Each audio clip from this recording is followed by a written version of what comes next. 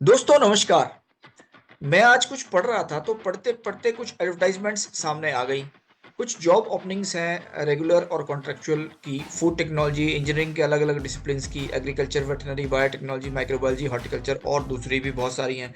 Positions हैं कुछ professors, associate professors, assistant professors की, रेगुलर भी हैं, कॉन्ट्रैक्चुअल भी हैं, उसके अलावा रिसर्च एसोसिएट और जेआरएफ भी हैं।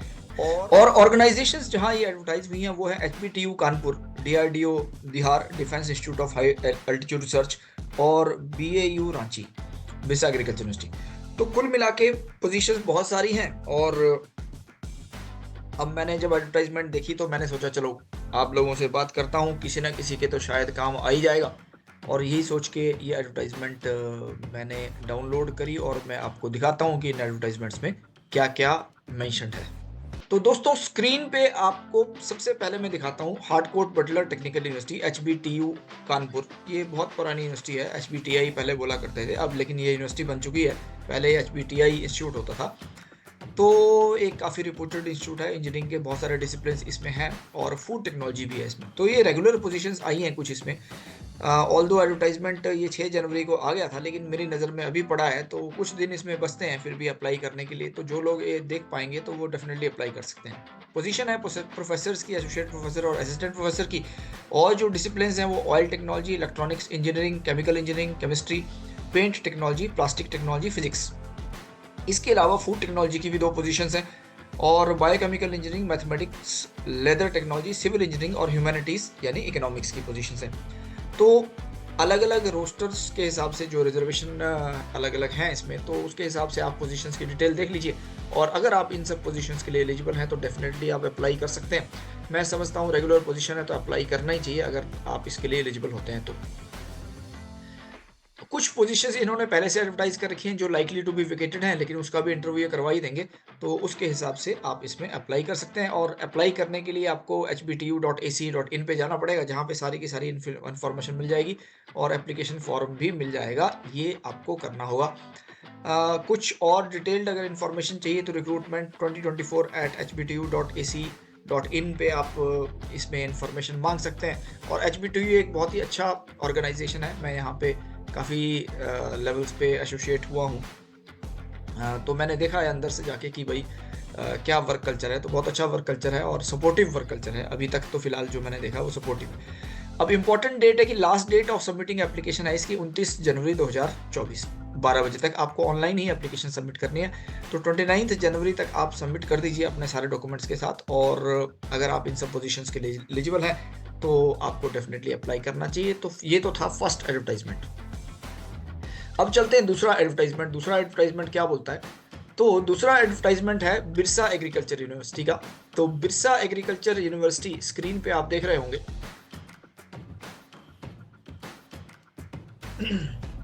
Birsa agriculture university Ranchi. थोड़ा सा बड़ा कर देता हूं ताकि आपको अच्छे से दिखे। So, walk-in interview for the post of assistant professor cum junior scientist in different colleges of agriculture under BAU Ranchi on contractual basis। अब भाई ये contractual basis पे इन्होंने निकाला है फिलहाल, तो ये तो इसका एक लिमिटेशन है कि contractual basis पे है। लेकिन अगर आप गौर से देखेंगे इसको तो इसमें लिखा है including regular and backlog vacancies also. तो इन different colleges, Ranchi agriculture college, Ranchi agriculture college, Garhwa और Tikka Manjhi agriculture college, Godda Rabindranath Tagore agriculture college, Deoghar. तो इस टाइप से कॉन्ट्रेक्चुअल बेसिस पे बहुत सारी पोजीशंस हैं। आगे इन्होंने उसमें डेट ऑफ इंटरव्यू और टाइम भी लिख रखा है। अब इसमें क्या चेंज हुआ है वो मैं आपको बताऊंगा, पहले आप पोजीशंस देख लीजिए। एग्रोनॉमी की 9 वैकेंसीज हैं, जेनेटिक्स प्लांट ब्रीडिंग की 4 हैं, soil science and agriculture chemistry की 8 हैं, प्लांट पैथोलॉजी की 7 हैं, एंटोमोलॉजी की 10 हैं, एग्रीकल्चर इकोनॉमिक्स की 8 हैं, एग्रीकल्चर एक्सटेंशन की 7 हैं, हॉर्टिकल्चर की 6 हैं, एग्रीकल्चर इंजीनियरिंग की 10 हैं और agriculture statistics and computer application की 9 है। कुल मिला के 78 वैकेंसीज है, 20 अनरिजर्व्ड हैं और एसटी की 25 हैं और एससी की 8 हैं। 6 जो ये BC1 है और 10 BC2 है और EWS की 9 है। अलग-अलग डेट्स में इंटरव्यू होंगे, अलग-अलग टाइम्स इसमें लिखे हैं, तो उसको आप देख सकते हैं। लेकिन इन टाइम्स पे मैं बाद में आऊँगा, उससे पहले आप एलिजिबिलिटी देख लीजिए जिसमें लिखा है कि 55% मार्क्स और इक्विवेलेंट वो आपका मास्टर्स डिग्री में होना चाहिए, गुड एकेडमिक रिकॉर्ड, ये सब चीज़ लिखा है। उसके बाद आपके पास नेट भी होना चाहिए, ये इन्होंने लिखा है, तो नेट भी आपके पास होना चाहिए। और फिर जो टर्म्स एंड कंडीशंस लिखी है नीचे, तो उसमें लिखा है कि भाई कॉन्ट्रेक्चुअल एंगेजमेंट आपका 6 महीने के लिए होगा और फिर अगर एक्सटेंशन होता है तो एज़ पर रूल्स एक्सटेंशन हो जाएगा। इस एडवर्टाइज़मेंट में 2 चीज़ें अच्छी हैं जो आपको गौर करनी होंगी। एक ये कि 68,000 जो सैलरी है वो काफ़ी अच्छी है। मंथली एमोलुमेंट्स 68,000 फिक्स्ड ही है भले ही, लेकिन वो बहुत अच्छे हैं। मैं आपको बताता हूँ पंजाब एग्रीकल्चर यूनिवर्सिटी और दूसरी यूनिवर्सिटीज़ में भी अब जहाँ पे अपॉइंटमेंट हो रही है तो कुछ समय के लिए इनिशियली आपको फिक्स्ड पे ही रखा जा रहा है। लेकिन एक जो दूसरी अच्छी चीज़ है वो ये है कि असिस्टेंट प्रोफेसर है डेज़िग्नेशन। असिस्टेंट प्रोफेसर कम जूनियर साइंटिस्ट। तो भले ही आप कॉन्ट्रैक्चुअल पे रहेंगे लेकिन आप असिस्टेंट प्रोफेसर की पोज़ीशन पे रहेंगे, तो कहीं न कहीं वो आपका एक्सपीरियंस जो है असिस्टेंट प्रोफेसर का काम कर सकता है। ये एक इम्पोर्टेंट चीज़ है। तो दोनों चीज़ें इम्पोर्टेंट है। आपको रिसर्च एसोसिएट है, आरए से ज़्यादा सैलरी मिलेगी। 68,000 इनिशियल काफ़ी अच्छा अमाउंट होता है और दूसरा ये है कि डेज़िग्नेशन आपको असिस्टेंट प्रोफ़ेसर बाकी सब यूनिवर्सिटीज़ में कहीं टीचिंग पर्सनल दिया जाता है, कहीं गेस्ट फैकल्टी दिया जाता है और कहीं गेस्ट टीचर दिया जाता है। इस टाइप के डेज़िग्नेशन होते हैं, तो वो कभी आपको हेल्प नहीं करते हैं, लेकिन असिस्टेंट प्रोफ़ेसर का डेज़िग्नेशन डेफ़िनिटली हेल्प करेगा। तो जो लोग इन पोज़ीशंस के लिए एलिजिबल हैं और अभी फ्री है, कुछ ज़्यादा काम नहीं कर रहे हैं, कहीं एंगेज नहीं है, तो डेफ़िनिटली वो उसको कंसिडर कर सकते हैं और उनको अप्लाई करना चाहिए। तो दोनों चीज़ों को ध्यान में रखते हुए कि नंबर 1 असिस्टेंट प्रोफ़ेसर का डेज़िग्नेशन है और दूसरा 68,000 सैलरी है। भले ही 6 महीने के लिए एंगेजमेंट हो रहा है, लेकिन फिर फर्दर एक्सटेंशन के चांसेस रहते हैं, तो आपको इसमें अप्लाई करना चाहिए, ऐसा मेरा मानना है। अब आते हैं कि साहब इसमें और क्या चीज़ें हैं जो नोट करने वाली हैं। तो अगर आप बिरसा एग्रीकल्चर यूनिवर्सिटी की वेबसाइट पे जाएँगे, तो इसमें इन्होंने कुछ उसमें कोरिजेंडम्स आए हैं। तो आप होम पेज पे जाएँगे, ये मैं आपको बताता हूँ। बिरसा एग्रीकल्चर यूनिवर्सिटी के होम पेज पे हम चले गए और स्क्रॉल करके सीधे नीचे आ जाइए आप, यहाँ पे वैकेंसीज़ लिखा है। तो जहाँ पे वैकेंसीज़ पे जब क्लिक करेंगे तो ये हमारे पास टैब आ गया।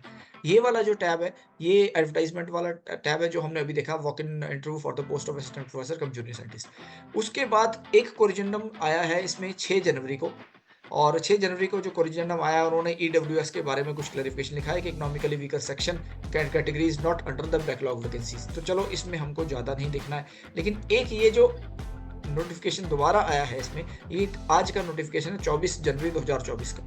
तो 24 जनवरी 2024 में जो इन्होंने नोटिफिकेशन निकाला, तो उसमें इन्होंने ये लिखा है कि जो डेट्स हैं वो अभी पोस्टपोन हो गई हैं, जो 6 तारीख का जो एडवर्टाइजमेंट था, और फर्दर इन्फॉर्मेशन इसमें आएगी कि ये इंटरव्यू कब होंगे। तो बस इतनी बात इसमें लिखी है। तो कुल मिला के आप अप्लाई इसमें कर सकते हैं डेट के हिसाब से, अगर डेट अवेलेबल है। इंटरव्यू रीशेड्यूल होगा, जब भी होगा तो देखा जाएगा। उनके कुछ एडमिनिस्ट्रेटिव रीज़न होंगे जिसकी वजह से उन्होंने इंटरव्यूज़ रीशेड्यूल करे होंगे, लेकिन आपको अगर अप्लाई करना है तो आप इसमें अप्लाई कर सकते हैं। अपॉर्चुनिटी ठीक है, कंसिडर करने वाली है। तो ये मेरा पर्सनल मानना है। तीसरी जो रिक्रूटमेंट है वो मैं आपको बताता हूँ, defence institute of high altitude research DIHAR में। तो डीआरडीओ का ये ऑर्गेनाइजेशन है और इसमें वॉक इन इंटरव्यू हो रहा है जूनियर रिसर्च फेलोज के लिए और रिसर्च एसोसिएट की पोजीशंस के लिए। पोजीशन इसमें काफ़ी सारी हैं, 5 पोजीशंस इसमें animal science, veterinary science, zoology, biotechnology, biochemistry, microbiology, immunology के लिए है। 2 पोजीशन बॉटनी और एनवायरमेंटल साइंसेज के लिए, 2 पोजीशन एग्रीकल्चर और हॉर्टिकल्चर के लिए, 1 पोस्ट हॉर्टिकल्चर और लॉरिकल्चर की है, 1 एग्रीकल्चर इकोनॉमी की है, 1 पोस्ट बॉटनी की है, 2 पोस्ट माइक्रोबायोलॉजी की है। कुल मिला के 13 पोस्ट जेआरएफ की हैं इसमें। क्वालिफिकेशन मांगी है एमएससी या MVSc with first division with NET qualification, या फिर MTech first division at both graduate and post graduate level. तो एक तो इसमें ये पॉइंट है कि 13 जेआरएफ की वैकेंसीज हैं और सैलरी जो है जेआरएफ की इसमें 37,000 प्लस एचआरए है, जो डीआरडीओ के हिसाब से आपको एडमिसिबल होगा। ये इसमें लिखा है नंबर 1। नंबर 2 जो इस पोजीशन की अच्छी चीज़ है वो ये है कि the candidate may be allowed to register for PhD during their tenure of fellowship. एक डीआरडीओ की सुंदरता मैं आपको बताता हूँ, अगर आप आरए ज्वाइन कर लेते हैं या जेआरएफ ज्वाइन कर लेते हैं तो उसके बाद आपको पीएचडी के लिए वो रजिस्टर करने के लिए अलाउ कर देते हैं। तो ये एक बहुत अच्छा कंसिडरेशन उनका है कि पीएचडी किसी की रोकते नहीं है। तो अगर आप कहीं से पीएचडी करना चाहते हैं तो आप डेफिनेटली पीएचडी कर सकते हैं। अगर आपने कहीं रजिस्टर करवा रखा है तो वो आपको उसमें मना नहीं करेंगे। ये एक अच्छा इनका इंसेंटिव है जो भी जूनियर रिसर्च फेलोशिप्स के लिए जाते हैं इसमें। और एक और पोजीशन है आरए की जिसमें कि PhD in agriculture extension with at least 1 year 1 research paper in SCI science citation index journals, ये इन्होंने मांग रखा है। डीआरडीओ बिहार में मैं पर्सनली जानता हूँ, तो मेरा ये मानना है कि ये बहुत अच्छा ऑर्गेनाइजेशन है। यहाँ पे आपको 2 फ़ायदे होने वाले हैं। अगर जो लोग ज्वाइन करेंगे 2 फ़ायदे होंगे। एक तो फ़ायदा ये होगा कि भई आप पीएचडी के लिए रजिस्टर कर सकते हैं जो लोग मास्टर्स वाले हैं। दूसरा फ़ायदा इसमें ये होता है कि आपको बहुत सुंदर पब्लिकेशंस करने का मौका मिलेगा कि कुछ सीएसआईआर के जो इंस्टीट्यूट्स हैं या फिर डिफेंस रिसर्च डेवलपमेंट ऑर्गेनाइजेशन के जो इंस्टीट्यूट हैं, इनके पास रिसर्च फैसिलिटीज़ और रिसर्च फंड काफ़ी अच्छे होते हैं। तो काफ़ी अच्छे पब्लिकेशन प्रोफेशनल लोग रहते हैं वहाँ पे और काफ़ी अच्छे पब्लिकेशन रिसर्च पब्लिकेशन आपके निकल जाएँगे, आपके फर्दर करियर में बड़ा हेल्प करता है। 28 साल उम्र है जेआरएफ के लिए और 35 इयर्स है आरए के लिए। ये कंडीशंस आप देख लीजिए, वॉक इन इंटरव्यू होने वाला है और वॉक इन इंटरव्यू चंडीगढ़ में होगा। ये सबसे इंपॉर्टेंट चीज़ है कि चंडीगढ़ में इंटरव्यू होगा। तो आरए के लिए जो स्टाइपेंड है वो 67,000 प्लस एचआरए है और जो जेआरएफ के लिए वो 37,000 प्लस एचआरए है। तो इनिशियली आपको 2 साल के लिए अपॉइंट करेंगे और उसके बाद आपको 5 साल तक एक्सटेंशन मिल सकता है। ये तीसरी सुंदरता है कि 5 इयर्स के प्रोजेक्ट नॉर्मली नहीं रहते हैं डीआरडीओ के, क्योंकि अपने फंडेड प्रोजेक्ट्स होते हैं, तो दे में कंटिन्यू अप टू 5 इयर्स। और फिर बहुत बार कभी-कभी ऐसा भी होता है एक्सेप्शनल सर्कमस्टेंसेस में आपका एब्जॉर्प्शन वहीं हो सकता है। इंटरव्यू होने वाला है चंडीगढ़ में 15 फरवरी 2024 को। आप अपने सर्टिफिकेट लेके वहाँ पहुँच जाएँगे तो वहीं आपकी स्क्रीनिंग होगी और उसके बाद फिर आपका इंटरव्यू ले लिया जाएगा। So DIHAR based lab near 3 BRD industrial area phase 2 Chandigarh. तो certificate with respect to date of birth and essential qualification and self-attested copies of each of them and neatly typed biodata, ये सब आप लेके जाइए और फिर इंटरव्यू में appear होइए। और बाकी की टर्म कंडीशन भी लिखी है, कोई अगर डाउट है तो आप फ़ोन नंबर भी दिया है, इस पे आप फ़ोन कर सकते हैं। तो भाई मैंने तीनों पोजीशंस की आपकी बताई। फर्स्ट एचबीटीयू में तो रेगुलर पोजीशंस हैं, तो जो लोग अप्लाई करना चाहते हैं, एचबीटीयू वंडरफुल ऑर्गेनाइजेशन है, उसमें कोई दिक्कत नहीं है। वहाँ पे काम करने का बड़ा अच्छा माहौल है। दूसरा जो बीएयू की पोज़ीशंस हैं, उसमें मैंने आपको फ़ायदा बताया कि एक असिस्टेंट प्रोफ़ेसर का डेज़िग्नेशन है और सैलरी 68,000 है, तो वो वहाँ का फ़ायदा है और फिर फर्दर रेगुलेशन के चांसेस रहते हैं कभी-कभी, तो ये एक दूसरा फ़ायदा है। तीसरा जो डीआरडीओ की जो पोज़ीशंस है, उसमें ये है कि ऑर्गेनाइज़ेशन बहुत अच्छा है और लॉन्ग टर्म फेलोशिप्स हैं, ये शॉर्ट टर्म नहीं है कि 2 महीना, 3 महीना या 6 महीना या 1 साल, 2 साल, नहीं।